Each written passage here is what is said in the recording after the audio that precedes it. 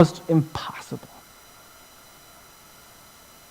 And then, in the New Testament, the dream begins to take flight again.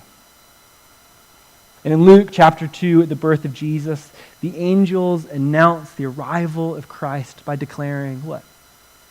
Peace. And this leads to the most important question, and our final question really at the time, which is, what does Jesus have to do with shalom? And maybe that seems like a dumb question. You're like, probably everything, but that's true. And maybe it seems obvious in that way, but Advent is about looking again at this dream, because the Apostle Paul says something fascinating. He says that Christ does not just bring peace, though he does. He doesn't just teach peace, though he does. And he doesn't just point to peace, though he does. The Apostle Paul says in Ephesians 2 that Christ is peace.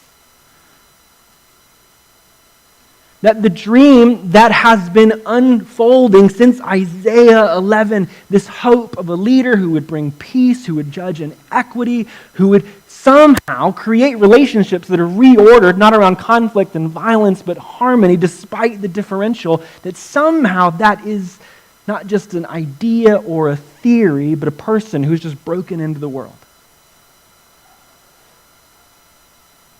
Christ is peace.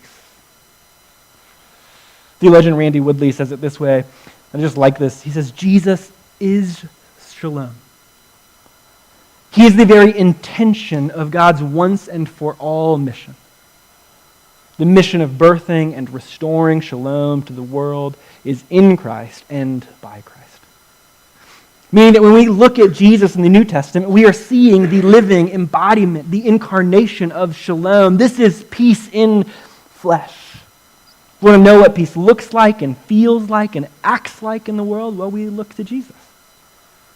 When he heals, we see what peace does. When he teaches, we see what peace says. When he eats with outsiders, we see what peace does. And unfortunately, when he eats with the insiders, we see what peace does. It's lions and lambs. When he protects those who have been pressed to the margins, we see what peace does. When he welcomes outcasts, we see what peace does. When he eases the oppressed, we see what shalom looks like. When he goes near to those who have been demonized and the demonizing stops, we see what peace does. This is shalom in flesh. And when Christ dies, giving his life for his friends and his enemies, and in other words, he's saying, receive my peace and carry it. Let my shalom take root in you and move through you to the world around you. You have received it, you have experienced it, you have watched it play out in the world around you, and now you are invited to be peacemakers who participate in this shalom work. Peace is not just something we feel. It's not just an abstract reality. It's not even just a theory or a hope or a dream in the future. It is a calling that we have been invited into now to join